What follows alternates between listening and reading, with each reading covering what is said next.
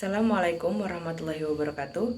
Nama saya Miracle Mariam Nugroho, absen 18, kelas 11 MIPA 3 dari SMA N71 Jakarta. Pada kesempatan kali ini saya akan mempresentasikan hasil teks cerpen yang sudah saya buat. Kali ini saya akan menceritakan cerita pendek berdasarkan pengalaman pribadi tahun 2018-2020. Judulnya adalah Batu Loncatan dalam Hidupku. Sebelum masuk ke dalam ceritanya, saya akan menjelaskan tema, tokoh, dan sudut pandang yang saya pilih. Tema yang saya pilih adalah pengalaman hidup. Di dalam cerita tersebut terdapat tokoh aku, Miracle, Mama, Tania, Nabila, Fiona, Clairin, Oriana, Kak Abi, Salma, kakak kelas, dan Bu Iza. Sudut pandang yang saya pilih yaitu orang pertama, sudut pandang yang menempatkan penulis sebagai tokoh aku di dalam cerita. Halo, namaku Miracle, lebih lengkapnya Miracle Mariam Nugroho. Sekarang aku menjalani masa sekolahku dengan bahagia. Mau tahu kenapa? Ini semua karena aku akhirnya bisa sekolah di SMA N71 Jakarta. Mungkin ini kedengarannya aneh, tapi aku sungguh bahagia karena bisa sekolah di SMA N71 Jakarta. Akan aku ceritakan dari awal mula aku masih SMP. Siswi berkacamata, memakai jilbab, dan bisa dibilang agak pendiam adalah aku saat duduk di bangku SMP. Aku memiliki banyak teman yang beragam karakternya, juga guru yang peduli dan sayang pada kami. Teman SMP-ku ada yang pendiam, yaitu Nabila. Lalu ada yang cerewet, Tania, tetapi biasa aku panggil Tayo. Ada juga Fiona, biasanya aku panggil Pion. Aku merasa sangat bersyukur karena memiliki teman yang peduli padaku. Sekolah yang fasilitasnya memenuhi, juga lingkungan belajar yang positif, semua itu aku rasakan sampai pada bulan Januari 2018. Bulan itu adalah bulan di mana aku dan teman-teman sekelasku merasakan ketegangan karena akan menghadapi UNBK. Sudah tinggal 3 bulan, kelasku dipenuhi aura stres dan penat karena kami serius belajar demi bisa menghadapi UNBK di bulan April. Banyak dari kami yang akhirnya merelakan waktu tidur untuk belajar. Semua ini aku hadapi dengan susah payah dan penuh perjuangan. Apalagi belum semua materi aku kuasai sepenuhnya. Aku menyesal waktu kelas 7 tidak serius dalam belajar. Selama 3 bulan itu, aku kejar semua materi yang akan menjadi bahan ujian. Parahnya, saat ujian praktik olahraga karena kurang tidur, aku malah jatuh dan sesak nafas. Hal itu membuat nilaiku kurang. Ujian sudah tinggal seminggu lagi dan aku masih belum menguasai beberapa materi. Walau begitu, aku tetap berusaha sekuat tenaga agar saat hari H aku bisa mengerjakan. Aku mulai lebih rajin melakukan konsultasi di tempat les, mengerjakan banyak soal latihan, sampai membuat kelompok belajar agar aku termotivasi dan bisa bertanya kepada teman mengenai materi yang masih kurang aku pahami. Tiba saatnya ujian, jantungku berdetak dengan cepat dan tanganku berkeringat. Aku merasa takut, bukan takut karena pengawasnya, tetapi takut kalau hasilku nantinya tidak memenuhi ekspektasi orang tua. Selama ujian, aku terus berdoa dan fokus mengerjakan soal. Beberapa soal ada yang tidak bisa kukerjakan. Namun, aku tetap percaya diri dalam mengerjakan dan tidak bertanya maupun melihat jawab teman. Ujian UNBK dilaksanakan selama 4 hari. Berakhir sudah UNBK yang menguras otak dan mental.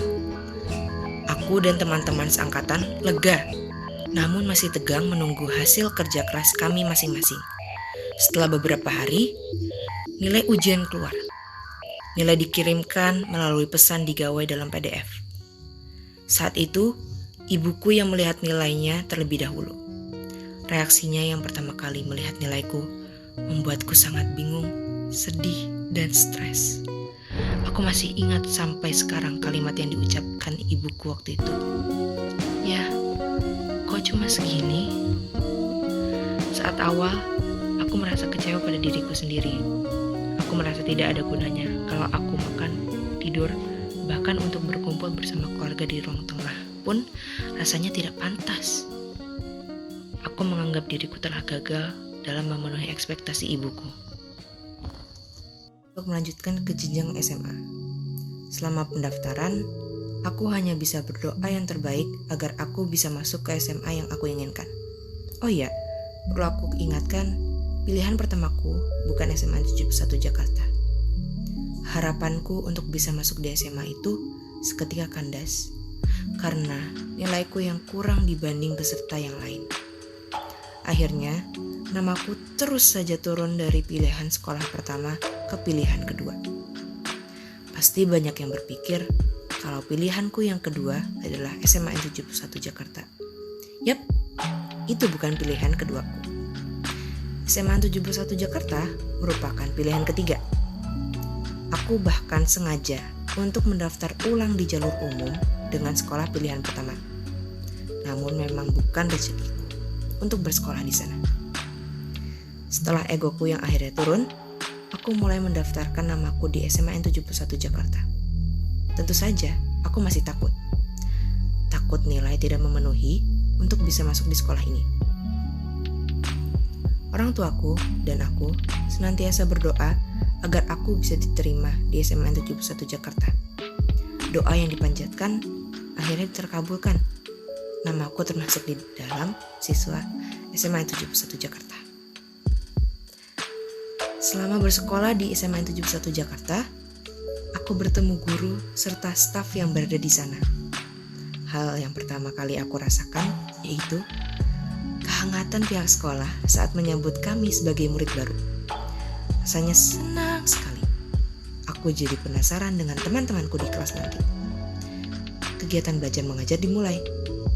Aku ternyata sekelas bersama teman-teman yang sangat baik, peduli, dan pintar. Aku menjalani hari-hariku di sekolah dengan bahagia. Karena lingkungan belajar yang sangat mendukung. Aku juga mulai mengikuti ekstrakurikuler fotografi di sana. Aku sangat bahagia karena aku merasa diterima dan diajarkan banyak hal mengenai ilmu fotografi. Pertama kali aku masuk kelas di SMA 71 Jakarta, aku merasa asing dengan keadaan sekitar. Karena aku ingin menjadikan awal yang baru, yang lebih baik, aku mengajak teman sebangkuku untuk berkenalan. Hai, boleh kenalan? Aku Miracle, namamu siapa? Tanyaku. Oh, hai, aku Clarin. Setelah berkenalan satu sama lain, kami membahas banyak hal mengenai cita-cita, keinginan yang belum terkabulkan, hobi masing-masing, dan masih banyak lagi. Tidak lama, kami menjadi akrab. Clarin ini bisa dibilang adalah teman pertamaku di SMA 71 Jakarta yang sangat berbakat dalam menggambar, membuat alur video, dan juga terkesan pendiam. Padahal, kalau sudah kenal dengannya, dia itu sangat suka bercerita, bercanda, dan asyik. Aku dan Clarin menjadi teman sebangku selama 1 tahun pelajaran saat kelas 1 SMA. Berusaha untuk tetap ada dalam hidupku, baik keadaan yang suka maupun yang duka. Kami pernah merayakan ulang tahun Clarin dengan memberikannya kejutan kue dan hadiah. Aku masih ingat wajahnya yang sumringah bahagia sampai hampir menangis karena telah diberi kejutan. Ada juga keadaan saat aku sakit. Udin, Shannon, Catherine, dan Cinta mengantarkanku ke UKS. Aku sangat bersyukur mempunyai teman yang sangat suportif di setiap keadaan.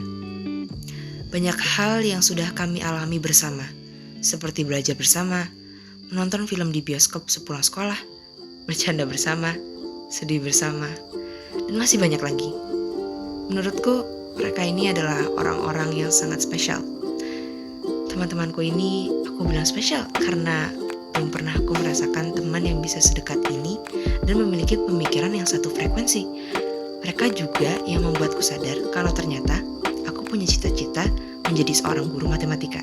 Padahal, di pertama aku masuk sekolah, cita-cita yang terlintas di kepalaku yaitu dokter anak. Berkat mereka juga, aku menjadi lebih semangat untuk sekolah. Walaupun sekarang pandemi, pertemanan kami masih tetap terjalin. Kami masih saling mengirim pesan, bercanda tawa secara daring, belajar bersama secara daring, dan masih banyak lagi. Kami biasanya mengobati rasa kerinduan kami dengan telepon video atau membuat ruang Zoom untuk menonton film bersama, membahas hal dari yang penting sampai yang tidak penting. Aku benar-benar bahagia dan bersyukur sudah dipertemukan dengan mereka. Karena mereka, aku menjadi diriku yang lebih baik. Aku sempat menceritakan kalau aku mengikuti ekstrakurikuler fotografi. Saat di awal, aku sebenarnya sempat bimbang akan memilih ekstrakurikuler apa. Awalnya, aku ingin mengikuti ekstrakurikuler seperti teman-teman dekatku. Namun, mereka mengingatkanku untuk memilih ekstrakurikuler yang sesuai dengan keinginanku. Karena ekstrakurikuler ini akan menjadi pilihan yang akan dijalankan sampai lulus sekolah. Mereka berkata bahwa mereka tidak mau aku tidak bahagia dengan pilihan yang salah. Perkataan mereka membuatku tersadar. Berteman tidak harus selalu bersama. Aku pun memutuskan untuk ikut ekstrakurikuler fotografi. Awal mula aku masuk ke dalam ekstrakurikuler fotografi, aku benar-benar tidak paham sedikit pun mengenai fotografi ini. Alasanku masuk ke ekstrakurikuler ini karena saat acara demonstrasi ekstrakurikuler, aku terpana dengan hasil foto-foto yang memikat mataku. Saat itu juga, aku yakin aku harus masuk ke dalam ekstrakurikuler fotografi. Saat ingin mendaftarkan namaku ke dalam ekstrakurikuler ini, aku bertemu dengan Oriana yang biasa aku panggil Olin.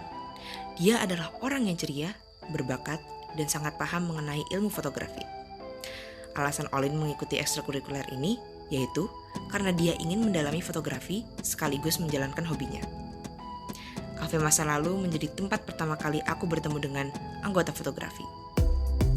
Kakak pembina ekstrakurikuler kami memilih tempat itu karena jaraknya yang dekat dengan sekolah.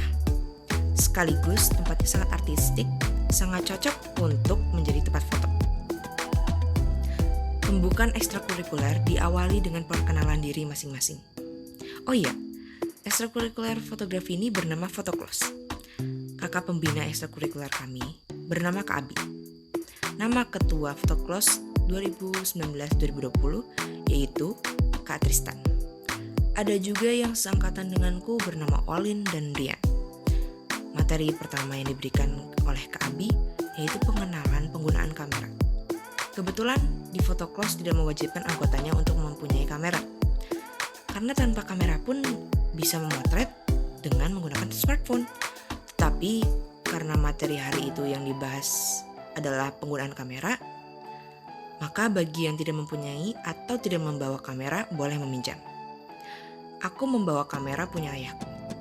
Walaupun tidak sebagus dan secanggih punya teman-temanku yang penting, masih berfungsi. Banyak hal baru yang aku ketahui mengenai ilmu fotografi dari Kak Abi dan Olin. Seperti mengatur cahaya dengan ISO, mengatur warna putih pada foto dengan white balance, yang biasanya tertulis WB, dan diingatkan untuk tidak takut dalam mendekati objek agar mendapatkan hasil yang lebih detail. Aku benar-benar sudah merasa tepat berada di Photoclass. Selain karena anggota Photoclass dan pembinanya yang ramah, ada kegiatan hunting foto yang tidak selalu diadakan di sekolah saja. Tempat yang dipilih adalah tempat yang sesuai dengan materi tiap minggu. Jadi, tempat yang kami tuju selalu berbeda-beda. Misalnya, saat materinya mengenai food fotografi, kami pergi ke restoran. Adapun kalau tidak bisa mengikuti hunting foto di luar sekolah, bisa saja memotret yang ada di sekolah. Intinya, aku sangat nyaman memilih ekstrakurikuler fotografi. Namun perasaan tepat dan kenyamananku dalam ekstrakurikuler fotografi ini tidak berlangsung lama. Ada hal yang mengganjal hatiku saat sedang hunting foto di Taman Galeri Foto. Saat itu anggota fotografi berangkat dari sekolah menuju ke MRT.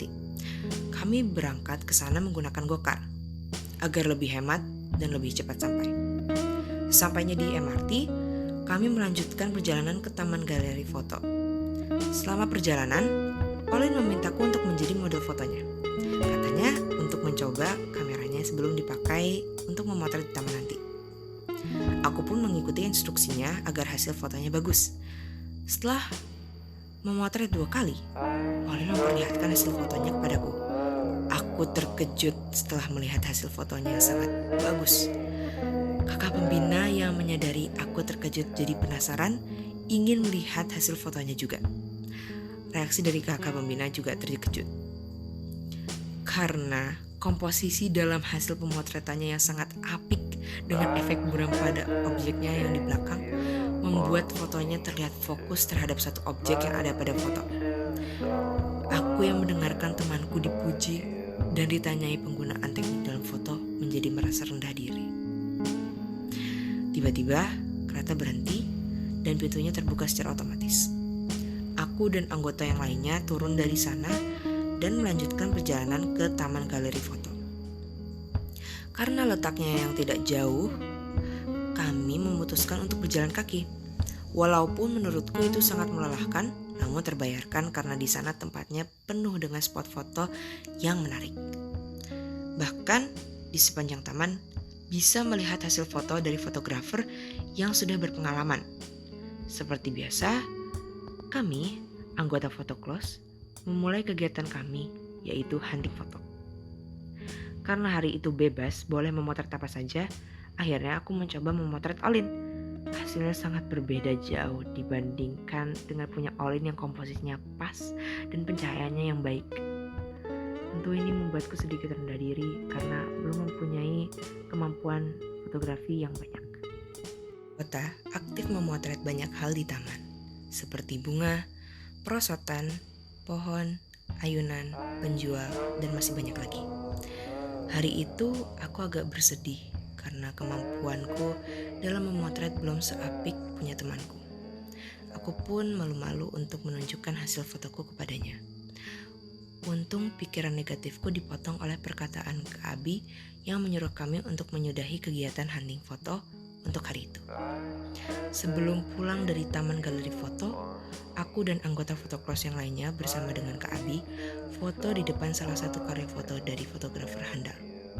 Karena sudah seharian berkeliling dan hunting foto, akhirnya kami memutuskan untuk kembali ke sekolah, dilanjutkan pulang ke rumah masing-masing.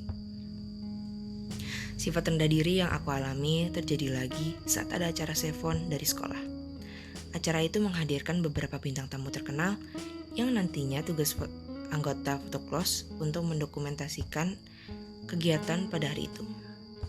Saat itu aku sudah membawa kamera andalanku, yaitu kamera lama milik ayahku. Karena terbawa suasana, seharusnya aku memotret panggung ketika sedang ramai atau memotret bintang tamu yang ada di panggung waktu itu. Sedangkan aku hanya memotret teman-temanku yang bahkan hasilnya tidak sebagus itu.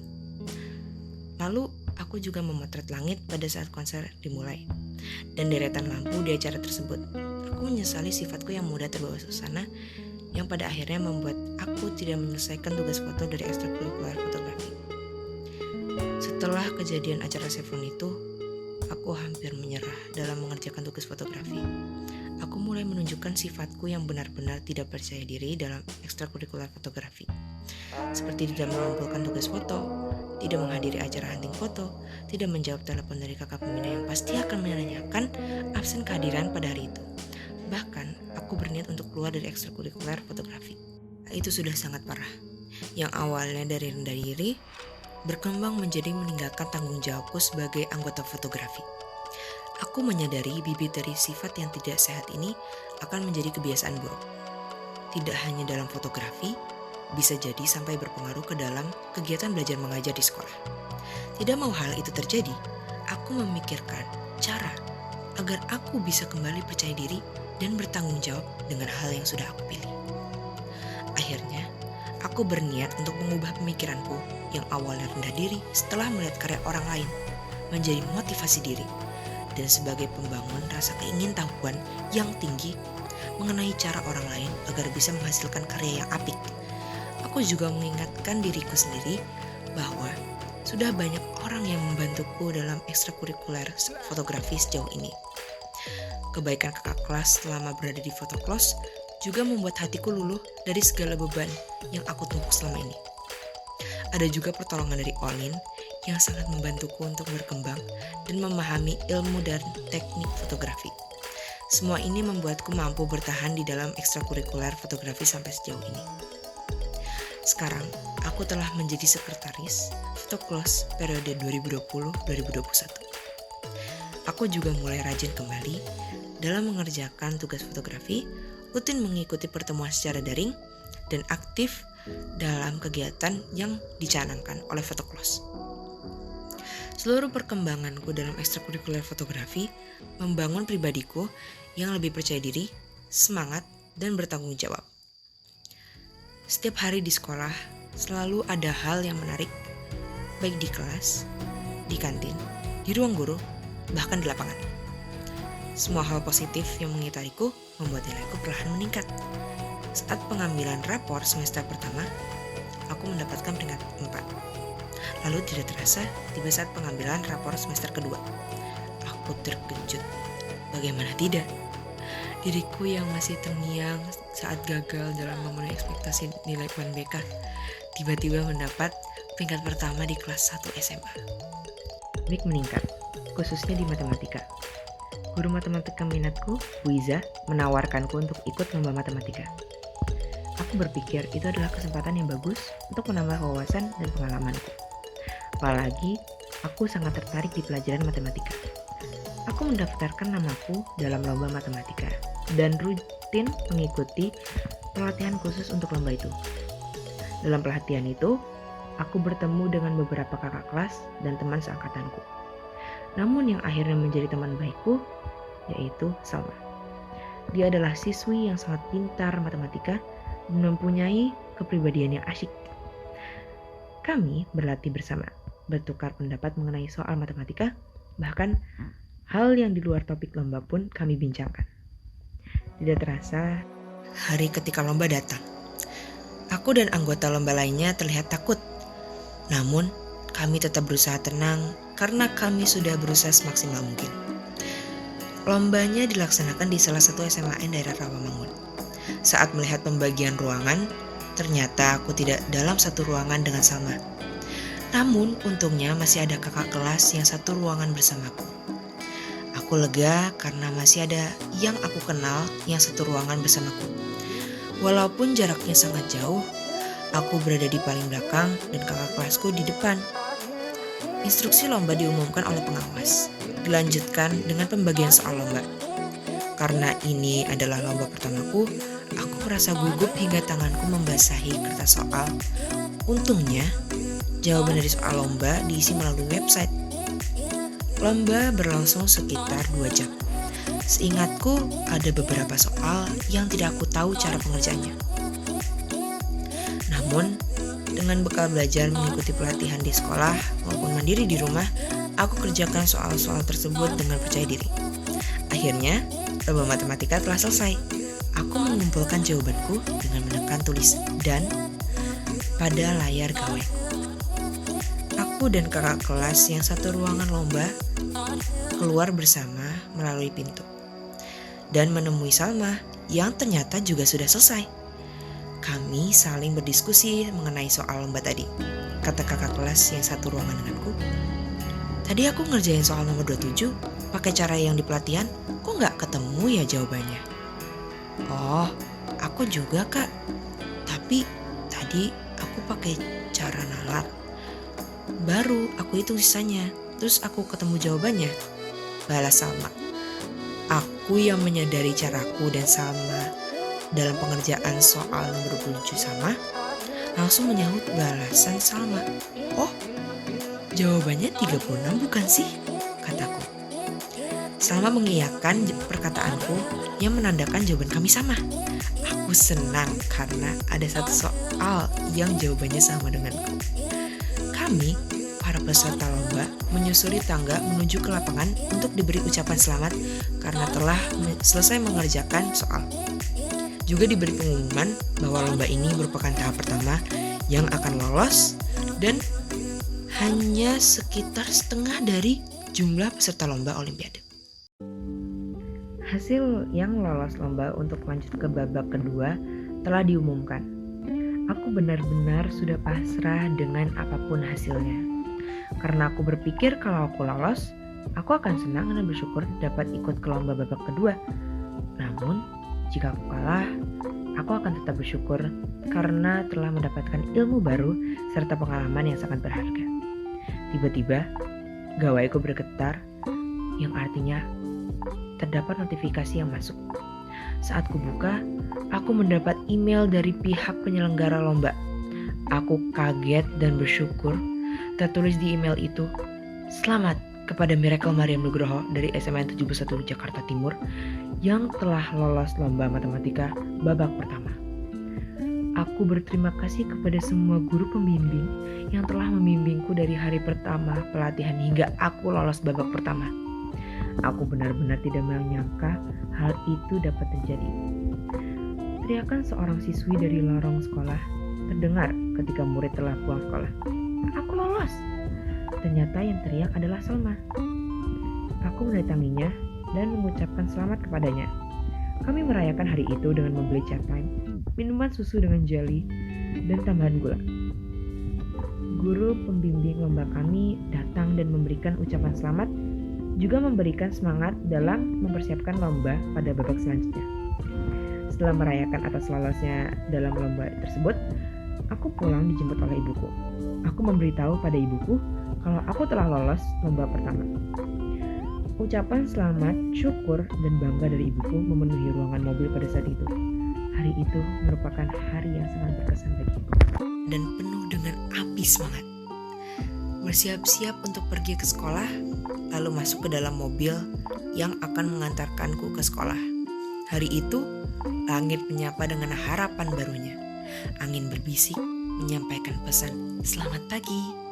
Juga pohon-pohon di tepi jalan ikut melambai seakan menyampaikan semangat.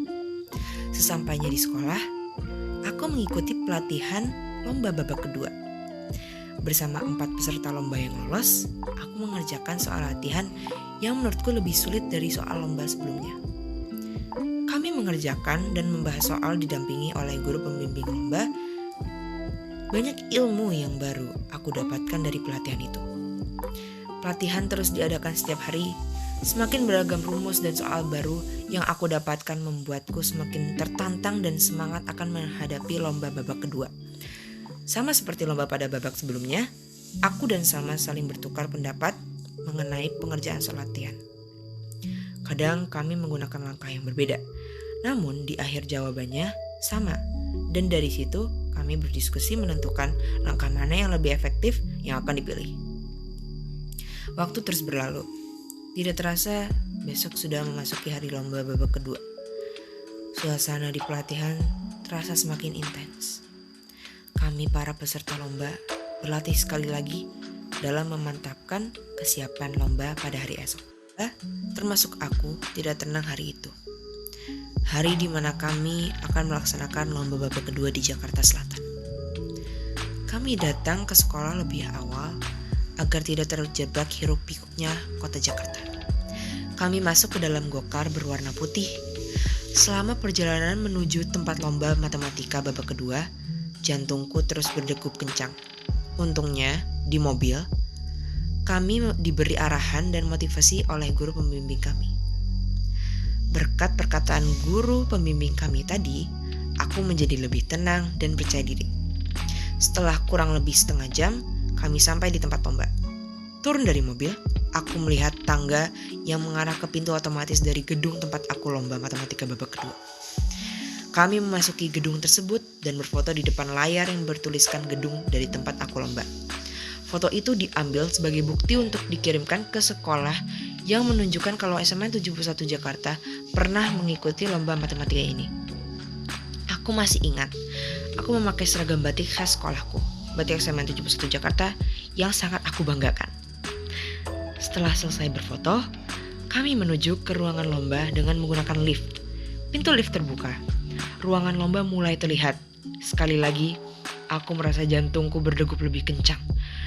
Namun, guru pembimbing kami menyemangati kami dan mengingatkan kami untuk berdoa terlebih dahulu sebelum lomba. Hal itu membuatku tenang dan siap menghadapi apapun yang akan aku hadapi di dalam ruangan lomba tersebut. Sebelum para peserta lomba diperbolehkan untuk memasuki ruangan, kami diberi arahan dalam pengerjaan soal dan penempatan kursi duduk. Panitia memberitahukan bahwa waktu pengerjaan diberikan selama 2,5 jam untuk 10 soal isian singkat, 5 soal esai, dan 5 soal HOTS. Penempatan duduk juga diberitahu oleh panitia. Katanya, saat memasuki ruangan nanti, untuk yang kelas 10, kalian duduk di 2 barisan sebelah kiri. Sedangkan yang kelas 11 akan duduk di 2 barisan sebelah kanan. Adapun ketentuan khusus, murid dari sekolah yang sama tidak diperbolehkan untuk duduk bersebelahan. Sudah itu saja dari saya, semoga semuanya lancar. Telah dibuka.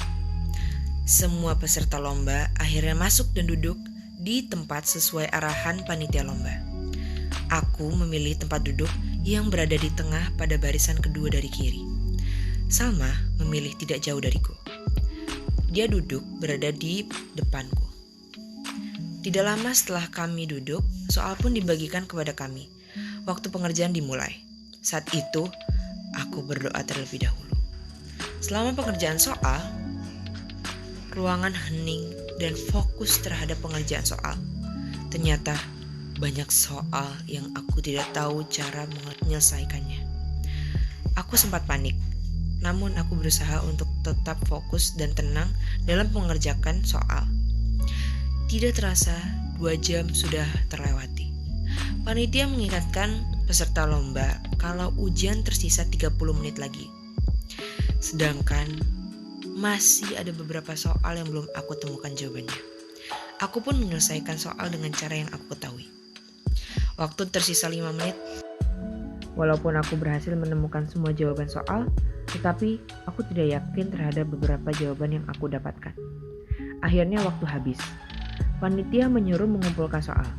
Perasaan lega dan masih tidak yakin bercampur aduk.